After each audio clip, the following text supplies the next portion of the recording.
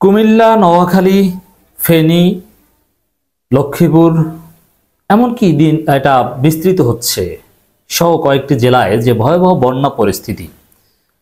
এই পরিস্থিতি নিয়ে বরাবরের মতো একই কথা বলে শুরু করব।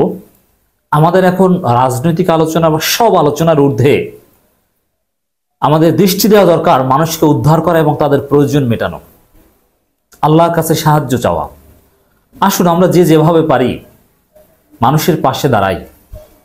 একই সাথে যেহেতু এই বন্যাটা যতটা না ন্যাচারাল, অবশ্যই ন্যাচারাল, তার চাইতে বেশি পলিটিক্যাল, ভারত সৃষ্ট।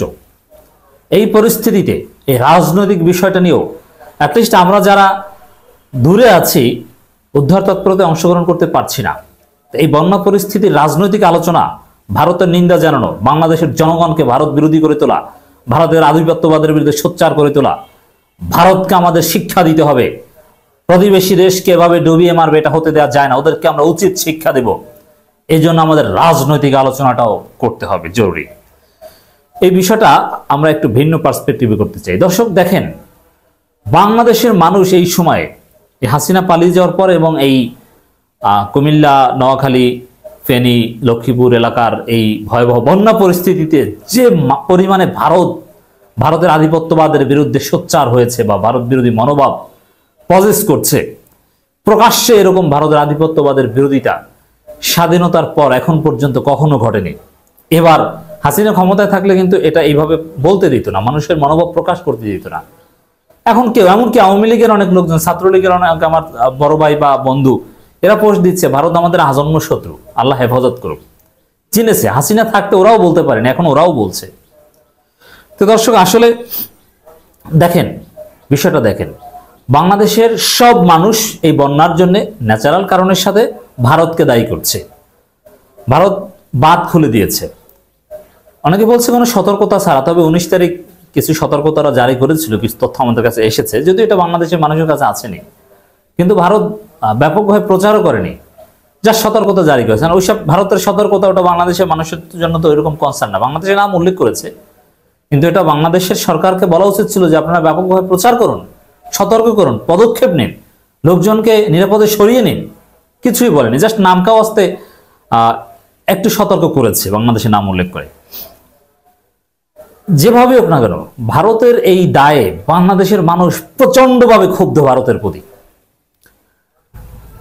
এই যে ভারতের প্রতি ক্ষোভ, জামাত ইসলামীও এই বন্যা নিয়ে যত বক্তব্য, বিবৃতি, সব জায়গায় ভারতকে দায়ী করে বক্তব্য দিচ্ছে। এখন দেখেন বিষয়টা কি দাঁড়িয়েছে, যে জামাত শিবিরের রাজনীতি অনন্য উচ্চতায় পৌঁছে গিয়েছে। কিভাবে? যে একসময় সবকিছুতে ভারতকে দায়ী করত, ভারতের দালাল, ভারতের আধিপত্যবাদ, এইসব কথাবার্তা কিন্তু বলতো সাধারণত জামাত শিবিরের লোকজন। আল্লামা দেলোয়ার হোসেন সাঈদী ভারতের বিরুদ্ধে হুঙ্কার দিতেন। অধ্যাপক গোলাম আজম ভারতের বিরোধিতা করতে 1971 সালে বাংলাদেশের স্বাধীনতায় বিরোধিতা করেছিলেন। এর মানে জামাত ইসলামী মানেই হচ্ছে ভারতের আধিপত্যবাদের বিরুদ্ধে সবচেয়ে কার্যকর শক্তি। আর এখন বাংলাদেশের জনগণ ভারতকে উচিত শিক্ষা দেওয়ার জন্য পাল্টা বাঁধ নির্মাণের কথা বলছে। প্রয়োজনে 7 সিস্টার্সের স্বাধীনতার জন্য আমরা সহায়তা করবো, এ কথাও অনেকে বলছে, যদিও আমি এটা বলি না। তো এই যে প্রচন্ড ভারত বিরোধী মনোভাব নোয়াখালী, ফেনী, কুমিল্লা এইসব জায়গায় ভয়াবহ বন্যার কারণে, এটা জামাতের রাজনীতির যৌক্তিকতার প্রমাণ, জামাতের গুরুত্বের প্রমাণ। জামাত এই ক্ষেত্রে ব্র্যান্ড ভারতের আধিপত্যবাদের বিরুদ্ধে। দেশের বিভিন্ন জেলায় সার্বিক বন্যা পরিস্থিতিতে গভীর উদ্বেগ প্রকাশ করেছেন জামাত ইসলামীর সেক্রেটারি জেনারেল অধ্যাপক মিয়া গোলাম পরোয়ার। কুমিল্লা, নোয়াখালী, ফেনী, মৌলভীবাজার, হবিগঞ্জ, আমরা সিলেটের কথা একটু কম বলছি, কারণ সবচেয়ে ভয়াবহ অবস্থা এখন ফেনী, কুমিল্লার একটা অংশ, লক্ষ্মীপুর, এইসব জায়গায় সবচেয়ে ভয়াবহ ফেনী। এইসব অঞ্চলে বন্যা পরিস্থিতিতে গভীর উদ্বেগ প্রকাশ করে বাংলাদেশ জামাত ইসলামীর সেক্রেটারি জেনারেল সাবেক এমপি অধ্যাপক মিয়া গোলাম পরোয়ার এক বিবৃতি প্রদান করেছেন। বিবৃতিতে তিনি বলেন, ভারতের ত্রিপুরা রাজ্যের ডুম্বুর বাঁধ খুলে দেয় কুমিল্লা অঞ্চলে বন্যা ভয়াবহ রূপ ধারণ করেছে। ভারত সরকার এই বাঁধ খুলে দিয়ে বাংলাদেশি কুমিল্লা অঞ্চলের মানুষের পানিতে ডুবে মারার ব্যবস্থা করছে। এ পর্যন্ত 7 জনের নিহত হওয়ার, মানে তিনি যখন বলছেন 7 জন, কিন্তু আসলে নিহতের সংখ্যা অনেক। এই বিবৃতি লেখার সময় 7 জন ছিল, অনেক নিহত হয়েছে। আমি একটা তথ্য অনুযায়ী 50+ ছাড়িয়ে গেছে আগেই। ভারত সরকারের এই অমানবিক কাজে আমরা গভীর উদ্বেগ প্রকাশ করছি। অতএব জামাত ইসলামী রাজনীতিটা দেখছেন, হ্যাঁ এখন আমাদের সবার উপরে প্রায়োরিটি দিব আমরা মানুষের পাশে দাঁড়ানোর, কিন্তু রাজনৈতিক আলাপ, ভারতের আধিপত্যবাদের বিরুদ্ধে সোচ্চার হওয়া, ভারতকে উচিত শিক্ষা দেওয়ার জন্য, আমাদের জনগণকে প্রস্তুত করা ভবিষ্যতের জন্য, এই কাজটা আমাদের করতে হবে এই বন্যার মধ্যেই। কারণ আমরা কি প্রত্যেক বছর এভাবে ভারতের মাধ্যমে বন্যার শিকার হয়ে মরবো না? ভারতকে শিক্ষা দিতে হবে। এজন্য আমাদের এই বন্যার মধ্যেও রাজনৈতিক কথা বলতে হবে। জামাত ইসলামীতে যোগ দিন, জামাত ইসলামীকে শক্তিশালী করুন, ভারতের হাত পা কাঁপা শুরু করবে। বিবৃতিতে তিনি বলেন, গত কয়েকদিনে টানা বৃষ্টি, উজান থেকে নেমে আসা পাহাড়ি ঢলে কুমিল্লা, নোয়াখালী, ফেনী, মৌলভীবাজার, হবিগঞ্জ, চট্টগ্রাম, রাঙামাটি, খাগড়াছড়ি সহ আরো কয়েকটি জেলায় ভয়াবহ বন্যা দেখা দিয়েছে। দেশের বিস্তীর্ণ এলাকা প্লাবিত হয়েছে। নোয়াখালীর মাইজদিতে, এই নোয়াখালীর মাইজদি বা এই যেসব জায়গায় বন্যা, আমার অনেক শুভাকাঙ্ক্ষী, আমার অনেক কাছের ভাই ব্রাদার সেখানে আছেন, অনেকের সাথে যোগাযোগ করতেও আমরা পারছি না। নোয়াখালীর মাইজদিতে হাঁটু পানি জমেছে। জেলার 9টি, এখন আরো বাড়ছে, এই বিবৃতির পরে পরিস্থিতি আরো খারাপ হয়েছে। জেলার 9টি উপজেলার সবকটিতেই বসতঘর, গ্রামীণ সড়ক ও শিক্ষা প্রতিষ্ঠান বন্যার পানিতে তলিয়ে গেছে। পানিবন্দী হয়ে পড়েছে 20 লাখ মানুষ। ফেনী জেলার মহুরীকাউয়া ও সেলোনিয়া নদীর পানি উপচে পড়ার ভয়াবহ বন্যা দেখা দিয়েছে। বিপদসীমা 90 সেন্টিমিটার, ইত্যাদি ইত্যাদি। একেবারে কোথায় কি কতটা গ্রাম, এগুলো সব জামাতের বিবৃতি এসেছে। তরি তরকারি, ফসল ইত্যাদি।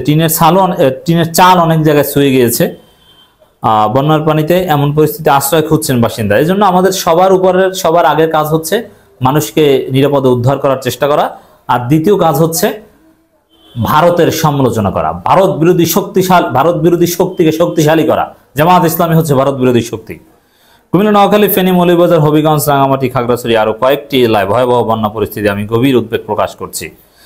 দেখেন, যাই হোক দর্শক, এখানে সরকারের প্রতি উদাত্ত আহ্বান জানিয়েছেন নানান কিছু জনগণের প্রতি জামাত ইসলামী। তো এখানে মূল যে বিষয়টা,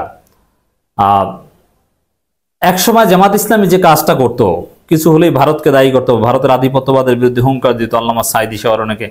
এখন সাধারণ জনগণ এখন সেই কাজটা করছে। জনগণ বুঝতে পারছে যে ভারতকে উচিত শিক্ষা না দিলে আমাদের মুক্তি নেই।